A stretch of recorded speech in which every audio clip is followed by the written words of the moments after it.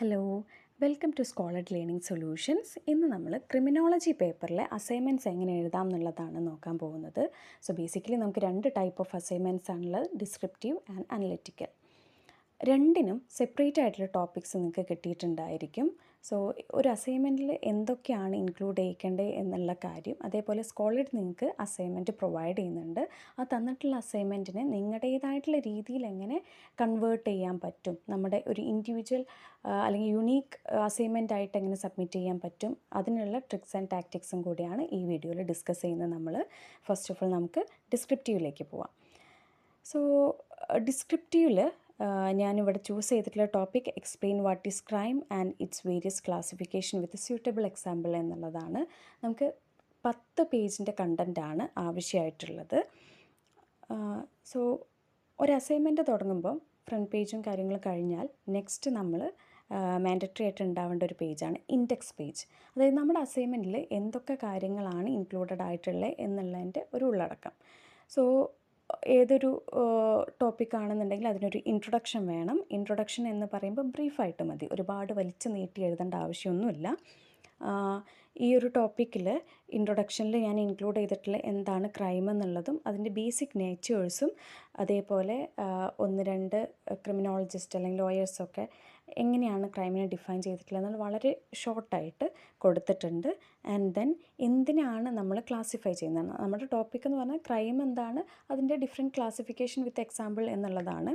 So ഇതിൽ എന്തിനാണ് നമ്മൾ ക്ലാസിഫൈ ചെയ്യുന്നത്, അപ്പോൾ നമ്മുടെ അസൈൻമെൻറ്റിൽ എന്താണ് ഇൻക്ലൂഡഡ് ആയിട്ടുള്ളത് എന്നുള്ളതിൻ്റെ ഒരു ഷോർട്ടായിട്ടുള്ള സംഭവമാണ് ഇൻട്രൊഡക്ഷനിൽ കൊടുക്കേണ്ടത്. ദെൻ കണ്ടൻറ്റാണ് വരുന്നത്.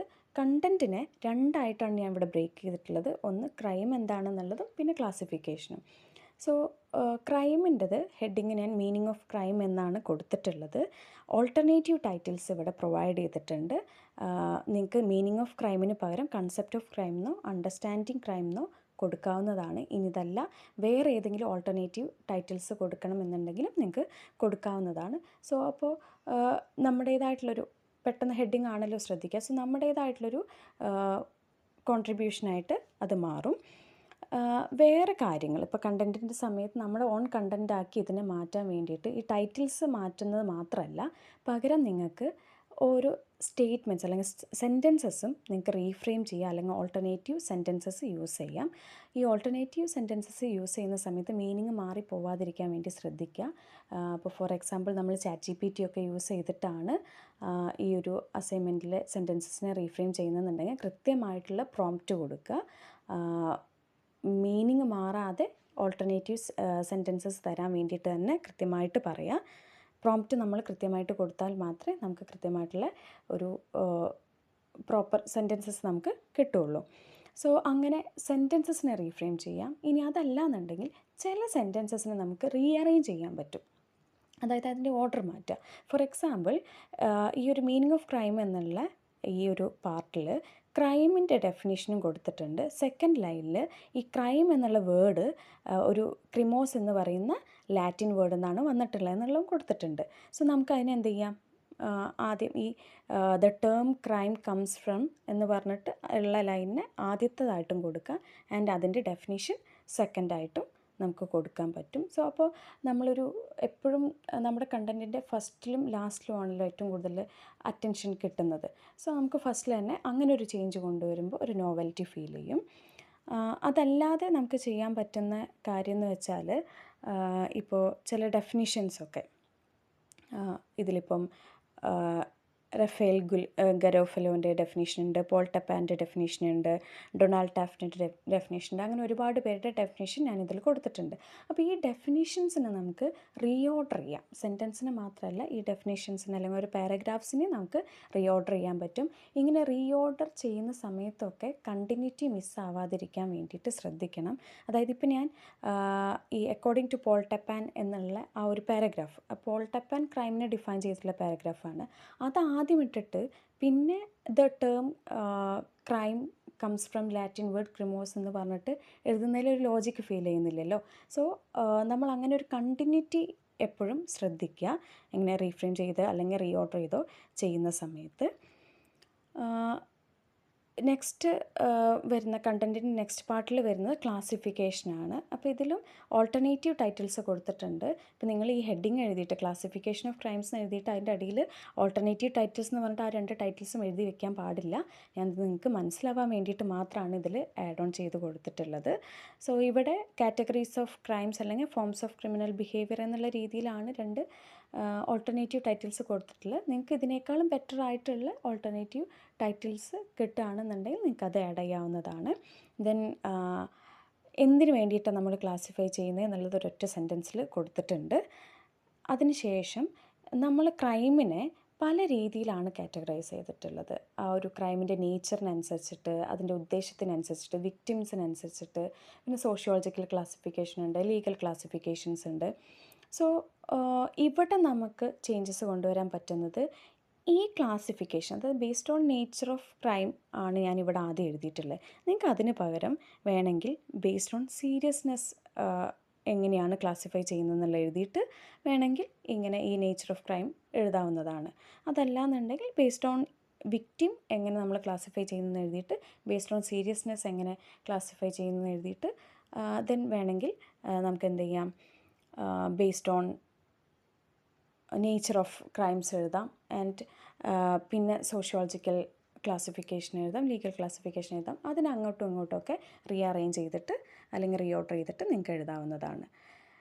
ഈ ഒരു കണ്ടൻറ് പോർഷൻ കഴിഞ്ഞാൽ പിന്നെ കൺക്ലൂഷനാണ്. കൺക്ലൂഷൻ എന്ന് പറയുമ്പം നമ്മുടെ ഈ ഒരു അസൈൻമെൻറ്റ് എഴുതിയതിൽ നിന്നും നമുക്ക് എന്താണ് മനസ്സിലായിട്ടുള്ളത്, എന്ത് കൺക്ലൂഷനിലേക്കാണ് നമ്മൾ എത്തിയിട്ടുള്ളത് എന്നുള്ളതാണ് ഇതിൽ കൊടുക്കുന്നത്. സോ ഈ ഒരു അസൈൻമെൻറ്റിൽ നിന്ന് അല്ലെങ്കിൽ ഇതിൻ്റെ ഒരു കണ്ടൻറ് പാർട്ടിൽ നിന്ന് മനസ്സിലാക്കാൻ പറ്റുന്ന കാര്യം ക്രൈം എന്ന് പറയുന്ന ഒരു complex and multidimensional concept ആണെന്നുള്ളതാണ്. ഓക്കെ, അത് കൊടുത്തിട്ടുണ്ട്. ആൻഡ് ക്ലാസിഫിക്കേഷൻ എങ്ങനെയൊക്കെ ക്ലാസിഫൈ ചെയ്തിട്ടുണ്ട് എന്നുള്ളത് കൊടുത്തിട്ടുണ്ട്. ആൻഡ് ലാസ്റ്റിൽ കുറച്ചും കൂടി ക്രിസ്പായിട്ട് ഓവറോൾ എന്താണ്, എന്ത് ഇമ്പാക്റ്റാണ് ഈ ഒരു ടോപ്പിക് തരുന്നത് എന്നുള്ള സാധനം കൊടുത്തിട്ടുണ്ട്. നെക്സ്റ്റ് വരുന്ന ഫുഡ് നോട്ട് എന്ന് പറഞ്ഞിട്ട് ഞാനിവിടെ കൊടുത്തിട്ടുള്ള ഒരു കാര്യം, ഇത് ഓരോ പേജിലും നമ്മൾ ഒരുപാട് ടെക്നിക്കൽ ടേംസ് പരിചയപ്പെടുന്നുണ്ട്. നമ്മുടെ സബ്ജക്റ്റ് ക്രിമിനോളജി ആയതുകൊണ്ട് തന്നെ ഒരുപാട് ടെക്നിക്കൽ ടേംസ് ഉണ്ട്. ഈ ടേംസിൻ്റെ എല്ലാത്തിൻ്റെയും ഡെഫിനേഷനോ മീനിങ്ങോ നമുക്ക് അറിഞ്ഞോളണമെന്നില്ല. ഫോർ എക്സാമ്പിൾ, ഇപ്പോൾ നമ്മൾ ഓക്കെ, ഈ ഒരു പേജിൽ offences against property involve unlawful act like theft, robbery and burglary എന്ന് കൊടുത്തിട്ടുണ്ടല്ലോ. ഇതിൽ തെഫ്റ്റ് എന്ന് കേട്ട ചിലപ്പോൾ നമുക്ക് അറിയുന്നുണ്ടായിരിക്കും, മോഷണമാണ് എന്നുള്ളൊരു സാധനം അറിയുന്നുണ്ടാവുമായിരിക്കും. ഇതും റോബറിയും തമ്മിൽ എന്താ വ്യത്യാസം, അല്ലെങ്കിൽ ബർഗ്ലറി എന്ന് പറഞ്ഞാൽ എന്താണ്, ഇത് നമുക്കറിയില്ലല്ലോ. അപ്പം നമ്മൾ ബേസിക്കലി ചെയ്യേണ്ട ഒരു കാര്യം എന്താണെന്ന് വെച്ചാൽ, നമ്മുടെ ഈ പേജിൻ്റെ താഴെയായിട്ടുണ്ടല്ലോ, ഇവിടെ നമ്മൾ സപ്പോസ് ഇപ്പോൾ ബർഗ്ലറീനെ ഞാൻ 1 എന്നിട്ടു എന്ന് വിചാരിക്കുക. അപ്പോൾ 1 എന്ന് എഴുതിയിട്ട് ഇവിടെ ബർഗ്ലറി എന്താണെന്നുള്ളത് എഴുതണം. ഓക്കെ, അല്ലെങ്കിൽ ഒരു സ്റ്റാർ കൊടുക്കുക, നമുക്ക് 1 സ്റ്റാർ കൊടുക്കുക. എന്നിട്ട് താഴെ ഒരു സ്റ്റാർ ഇട്ടിട്ട് അതിന് നേരെ ബർഗ്ലറി എന്ന് പറഞ്ഞിട്ട് അതിൻ്റെ സെൻറ്റൻസ് കൊടുക്കാവുന്നതാണ്. ഓക്കെ, അപ്പോൾ ഇതിൽ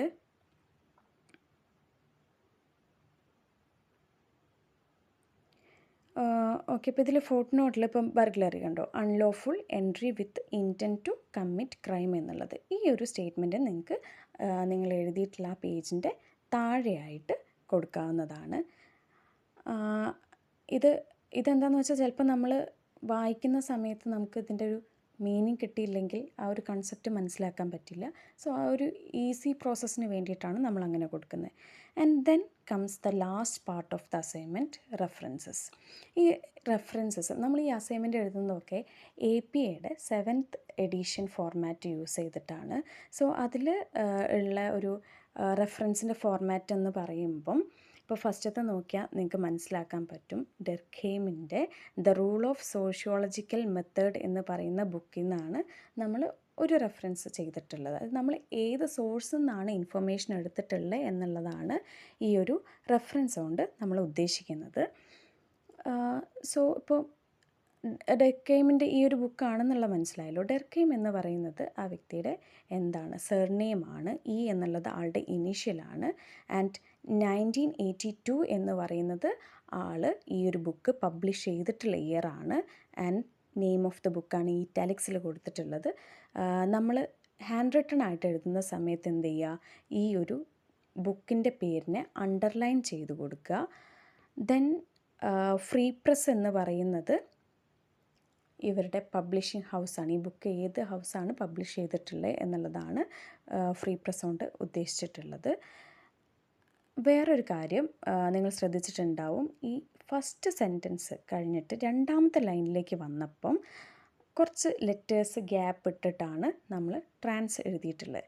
അതായത് ഈ ഡെർക്കെയിമിൻ്റെ DURKH അടിയിൽ, അതായത് അഞ്ചാമത്തെ ലെറ്ററിൻ്റെ ഫസ്റ്റ് ലൈനിലെ അഞ്ചാമത്തെ ലെറ്ററിൻ്റെ നേരെ താഴെയായിട്ടാണ് നമ്മൾ രണ്ടാമത്തെ ലൈൻ സ്റ്റാർട്ട് ചെയ്യുക എപ്പോഴും റെഫറൻസസ് എഴുതുമ്പം. അതേപോലെ ബാക്കി എല്ലാത്തിലും ഞാനങ്ങനെ APയുടെ 7th എഡിഷൻ ഫോർമാറ്റ് വെച്ചിട്ടാണ് കൊടുത്തിട്ടുള്ളത്. സോ ഈ ഒരു ഫോർമാറ്റ് കീപ്പ് ചെയ്യാൻ വേണ്ടിയിട്ട് നോക്കുക. റെഫറൻസസ് എന്തായാലും വാച്ച് ചെയ്യുന്നതായിരിക്കും. സോ നിങ്ങളുടെ മാർക്കിനെയും അത് എഫക്റ്റ് ചെയ്യുന്നുണ്ടാവും. സോ അതൊന്ന് കൃത്യമായിട്ട് നോക്കുക.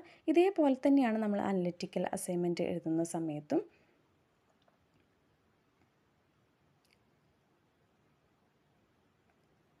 അനലിറ്റിക്കലിൽ ഞാനിവിടെ എടുത്തിട്ടുള്ള ടോപ്പിക് എന്ന് പറഞ്ഞാൽ critically evaluate how social and economic factors contribute to criminal behaviour, discuss with relevant criminology theories എന്നുള്ളതാണ്. ഓക്കെ, അപ്പോൾ അതിലും ഈ പറഞ്ഞ പോലെ ഇൻഡെക്സ് പേജ് ഉണ്ട്. ഇൻഡെക്സ് പേജിൽ ഇൻട്രൊഡക്ഷൻ ഉണ്ട്. ഈ ഇൻട്രൊഡക്ഷൻ കഴിഞ്ഞിട്ടുള്ള കണ്ടൻറ്റിനെ ഞാനിവിടെ ഒരു 3 ടോപ്പിക്സായിട്ട് 4 എണ്ണമായിട്ട് ഡിവൈഡ് ചെയ്തിട്ടുണ്ട്. ക്രിമിനൽ ബിഹേവിയർ എന്താണ്, സോഷ്യോളജിക്കൽ ഫാക്ടേഴ്സ്, ഞാനിതിൽ നമ്പർ ഇട്ടപ്പോൾ ഒന്ന് ഇതിൽ തെറ്റായിട്ടാണ് വന്നിട്ടുള്ളത്. നിങ്ങൾ എഴുതുന്ന സമയത്ത് അതൊന്ന് ശ്രദ്ധിക്കുക കേട്ടോ. Social factors, economic factors and then criminological theories of crime എന്നുള്ളതാണ്. Then conclusion, footnotes, references. Okay, footnotes നിങ്ങൾ അതായത് പേജിൻ്റെ താഴെ ആയിട്ട് ആ ഫുട് നോട്ട് കൊടുക്കുന്നുണ്ട് എന്നുണ്ടെങ്കിൽ ഇങ്ങനൊരു എക്സ്ട്രാ പേജ് ആഡ് ചെയ്യേണ്ട ആവശ്യമില്ല കേട്ടോ. സോ നേരത്തെ പറഞ്ഞ പോലെ ഇൻട്രൊഡക്ഷൻ ഇവിടെ ഏറ്റവും ഷോർട്ടായിട്ടാണ് കൊടുത്തിട്ടുള്ളത്. ദെൻ കണ്ടൻറ്റിനും ഓൾട്ടർനേറ്റീവ് ടൈറ്റിൽസ് കൊടുത്തിട്ടുണ്ട്. ഇതിലും നിങ്ങൾ നേരത്തെ ഞാൻ പറഞ്ഞിട്ടുള്ള ഇൻസ്ട്രക്ഷൻസ് തന്നെ ഫോളോ ചെയ്താൽ മതി. സെൻറ്റൻസസ് റീഫ്രെയിം ചെയ്യാം, റീഅറേഞ്ച് ചെയ്യാം. ദെൻ സോഷ്യൽ ഫാക്ടേഴ്സ്, എന്തൊക്കെ സോഷ്യൽ ഫാക്ടേഴ്സാണ് ക്രിമിനൽ ബിഹേവിയറിലേക്ക് കോൺട്രിബ്യൂട്ട് ചെയ്യണമെന്നുള്ളതാണ് ഇവിടെ കൊടുത്തിട്ടുള്ളത്. ഇതിൽ മെയിനായിട്ടും ഞാൻ ആഡ് ചെയ്തിട്ടുള്ള family എൻവിറോൺമെൻറ്റും peer influence, social disorganisation, ഇതൊക്കെയാണ്. ഇതല്ലാതെ ഏതെങ്കിലുമൊക്കെ പോയിൻറ്റ്സ് നിങ്ങൾക്ക് ആഡ് ചെയ്യാൻ പറ്റുന്നുണ്ടെങ്കിൽ അതും കൂടെ ആഡ് ചെയ്ത് കൊടുക്കുന്നത് നല്ലതാണ്. അതേപോലെ കൾച്ചറൽ ഫാക്ടേഴ്സും സോഷ്യൽ ഫാക്ടേഴ്സിൽ കൊടുത്തിട്ടുണ്ട്. ദെൻ എക്കണോമിക് ഫാക്ടേഴ്സ് എന്ന് പറയുമ്പം എക്കണോമിക് ഡിറ്റർമിനൻസ് എന്നും കൂടെ പറയാം നമുക്ക്. പോവേർട്ടി, അൺഎംപ്ലോയ്മെൻറ്റ്, ഇൻകം ഇനീക്വാലിറ്റി ഒക്കെയാണ് ഇതിൽ ഞാൻ ആഡ് ഓൺ ചെയ്തിട്ടുള്ള പോയിൻറ്റ്സ്. എഗെയിൻ നിങ്ങൾക്ക് വേറെ ഏതെങ്കിലുമൊക്കെ പോയിൻറ്റ്സ് ആഡ് ചെയ്യാൻ പറ്റുകയാണെന്നുണ്ടെങ്കിൽ അതും കൂടെ ആഡ് ചെയ്യാവുന്നതാണ്. തിയറീസിൽ നമുക്ക് അസൈൻമെൻറ്റ് ടോപ്പിക്ക് തന്നാൽ ഹിൻറ്റിൽ തന്നെ കൊടുത്തിട്ടുണ്ടായിരുന്നു ഏതൊക്കെ തിയറീസാണ് ആഡ് ചെയ്യേണ്ടതെന്നുള്ളത്. സ്ട്രെയിൻ തിയറി ആഡ് ചെയ്തിട്ടുണ്ട്, റൊട്ടീൻ ആക്ടിവിറ്റി തിയറി ഉണ്ട്, ലാബിലിംഗ് തിയറി ഉണ്ട്. സോ ഇതിൻ്റെയൊക്കെ ഇത് കണ്ടൻറ്റ് ഏറ്റവും ബേസിക്കായിട്ട് ഇതിൽ വേണ്ടുന്ന മസ്റ്റായിട്ട് വേണ്ടുന്ന കണ്ടൻറ്റ്സ് ഇതിൽ ഇൻക്ലൂഡ് ചെയ്തിട്ടുണ്ട്. നിങ്ങൾ ഹാൻഡ് റിട്ടൺ ആയിട്ട് എഴുതുന്ന സമയത്ത് പലരുടെയും ഹാൻഡ് റൈറ്റിംഗ് പല വലിപ്പത്തിലും കാര്യങ്ങളിലൊക്കെ ആയിരിക്കും. അപ്പോൾ കണ്ടൻറ്റ് കുറവാണ്, നിങ്ങൾക്ക് 10 പേജ് എത്തുന്നില്ല എന്നുണ്ടെങ്കിൽ എന്ത് ചെയ്യുക, കുറച്ചും കൂടി കണ്ടൻറ്റ് ഇതിൽ ആഡ് ചെയ്ത് കൊടുക്കുക. നിങ്ങൾ നേരത്തെ സെൻറ്റൻസസ് റീഫ്രെയിം ചെയ്ത പോലെ നമ്മൾ എലാബറേറ്റ് ചെയ്യാൻ വേണ്ടിയിട്ട് പ്രോംപ്റ്റ് കൃത്യമായിട്ട് കൊടുത്തു കഴിഞ്ഞാൽ ChatGPT നമുക്ക് എലാബറേറ്റ് ചെയ്ത് തരുന്നതാണ്. ഡീറ്റെയിൽഡ് ആയിട്ട് തരാൻ വേണ്ടിയിട്ട് പ്രോംപ്റ്റ് കൊടുത്താൽ മതി. And then conclusion, footnote എങ്ങനെയാണ് എഴുതേണ്ടതെന്നുള്ളത് ഞാൻ ഓൾറെഡി പറഞ്ഞു. ആൻഡ് ദെൻ റെഫറൻസ് ആണ് ഉള്ളത്. ഓക്കെ, മനസ്സിലായി എന്ന് വിചാരിക്കുന്നു. ഇത്രയും കാര്യങ്ങളാണ് നമ്മൾ നോക്കാനുള്ളത്. അസൈൻമെൻറ്റ് എഴുതുമ്പോൾ അതിൻ്റെ ആ ഒരു ഓർഡർ എങ്ങനെയാണെന്നുള്ളതും ദെൻ APൻ്റെ 7th എഡിഷൻ ഫോർമാറ്റിലാണ് നമ്മൾ റെഫറൻസ് എഴുതുന്നത് എന്നുള്ളതും ശ്രദ്ധിക്കുക. Okay, thank you.